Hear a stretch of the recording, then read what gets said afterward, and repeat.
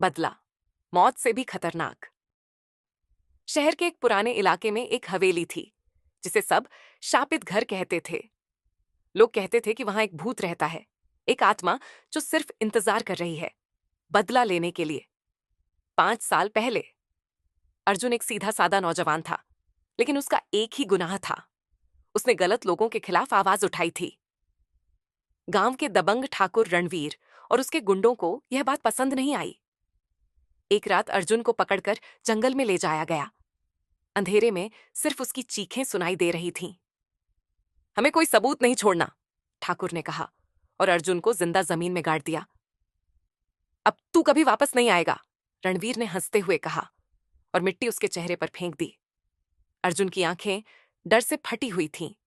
वह तड़प रहा था, लेकिन उसकी आवाजें धीरे धीरे मिट्टी में दबने लगी। आखिरकार सब कुछ शांत हो गया। अब 5 साल बाद ठाकुर रणवीर की हवेली में अजीब घटनाएं होने लगीं। रात को किसी के चलने की आवाजें आती, चीजें अपने आप हिलने लगतीं। नौकर कहते थे कि किसी ने रात को हवेली में एक परछाई देखी थी, लंबी पतली मगर बिना आंखों के।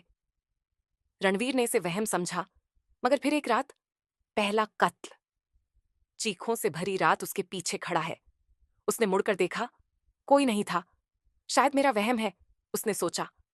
जैसे ही उसने सिगरेट का कश लिया, उसके कानों में एक फुसफुसाहट गूंजी। तुझे याद है अर्जुन को? रघु की रीढ़ में ठंडक दौड़ गई। वह पीछे मुड़ा, मगर कोई नहीं था। कौन है? उसने घबराकर पूछा।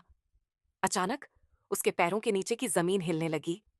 मिट्टी से एक सफेद हाथ निकला और उसकी टांग पकड़ ली। रघु ने चीखने की कोशिश की, मगर कुछ बोल नहीं पाया। वह जमीन में धंसने लगा। उसका शरीर मिट्टी के अंदर समा रहा था। वह छटपटा रहा था, मगर कोई उसकी चीखें सुन नहीं सका। कुछ ही पलों में रघु पूरी तरह जमीन के नीचे समा चुका था। दूसरा कत्ल। शीशे में दिखता खौफ। ठाकुर के दूसरे आदमी विष्णु को भी अजीब अजीब सपने आने लगे। उसे हर रात अर्जुन का चेहरा दिखता, वही चेहरा जो मिट्टी में दबा हुआ था, आंखें खुली हुई, बदला लेने को तैयार। एक रात वह बाथरूम में गया और जैसे ही शीशे में देखा, तुझे अर्जुन याद है?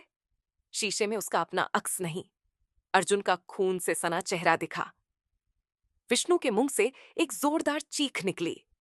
उसने पीछे मुड़कर भागना चाहा, मगर दरवाजा बंद हो चुका था। अचानक शीशे में से अर्जुन का हाथ निकला और विष्णु की गर्दन पकड़ ली। अब तेरा वक्त आ गया है।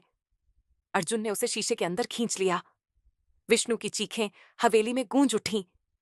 सुबह जब लोग आए तो बाथरूम के शीशे में विष्णु की लाश फंसी हुई थी। चेहरा डर से बेजान, आंखें हमेशा के लिए खुली हुई। आखिरी बदला। ठाकुर रणवीर। अब सिर्फ एक आदमी बचा था, ठाकुर रणवीर। उस रात हवेली में अंधेरा छाया हुआ था। हवा में एक अजीब सी सर्दी थी। ठाकुर को लग रहा था कि कोई उसे देख रहा है। अचानक दीवारों पर खून से लिखा एक शब्द उभर आया, बदला। रणवीर का दिल जोर जोर से धड़कने लगा। उसने पिस्तौल उठाई और चिल्लाया, कौन है? सामने आ! तभी हवेली के दरवाजे अपने आप बंद हो गए। कमरे की सारी बत्तियां बुझ गईं और सामने खड़ा था अर्जुन। मिट्टी से सना हुआ शरीर, आंखों की जगह 2 गहरे गड्ढे और होठों पर एक डरावनी मुस्कान।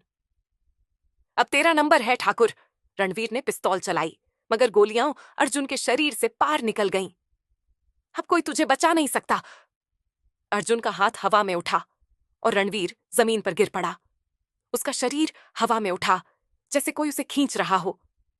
उसकी हड्डियां चटकने लगीं। उसकी आंखों से खून बहने लगा।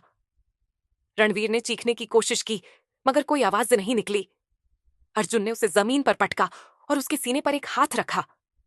रणवीर की चमड़ी गलने लगी। उसकी नसों से धुआं निकलने लगा।